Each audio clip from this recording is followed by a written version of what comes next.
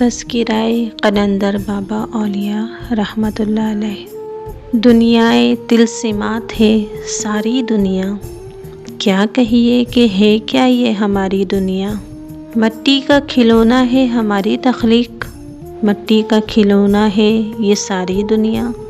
ابدال حق حضور قلندر بابا اولیاء رحمۃ اللہ علیہ، سیدنا حضور علیہ السلام کے آسمان علم و آگاہی میں ایک ایسا درخشندہ ستارہ ہے جن کے بارے میں حضور اکرم صلی اللہ علیہ وسلم کا ارشاد ہے، میں اپنے بعد اللہ کی کتاب اور اپنی اولاد چھوڑ کر جا رہا ہوں۔ نورانی لوگوں کی باتیں بھی روشن اور منور ہوتی ہیں، زندگی میں ان کے ساتھ ایک لمحے کا تقرب 100 سالہ طاعت بے ریا سے افضل ہے، اور عالم قدس میں چلے جانے کے بعد ان کی یاد 1000 سالہ طاعت بے ریا سے اعلیٰ اور افضل ہے کہ ایسے مقرب بارگاہ بندوں کے تذکرے سے آدمی کا انگ انگ اللہ تعالیٰ کی قربت کے تصور سے رنگین ہو جاتا ہے۔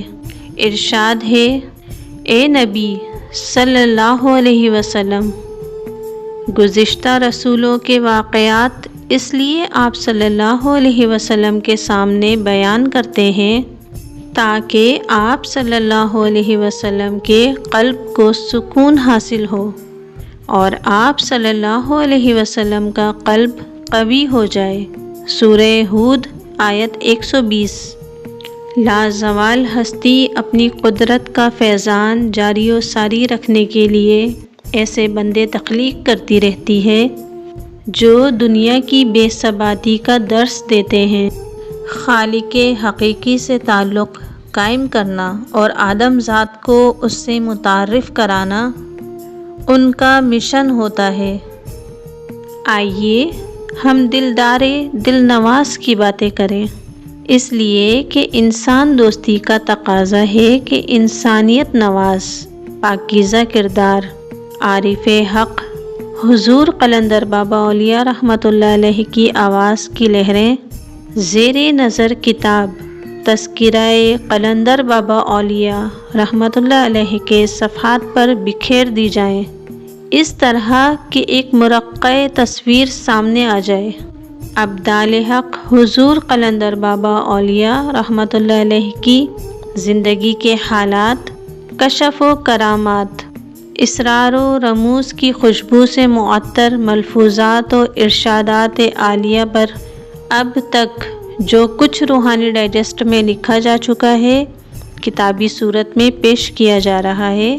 حضور قلندر بابا اولیاء رحمۃ اللہ علیہ کی زبان سے نکلا ہوا ایک ایک لفظ بحر معرفت کا در نایاب اور شمع ہدایت ہے۔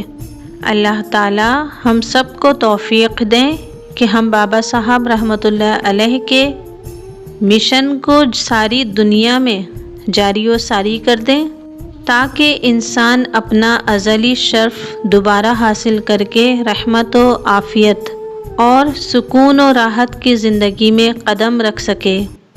دعا گو خواجہ شمس الدین عظیمی، 27 اکتوبر 1982۔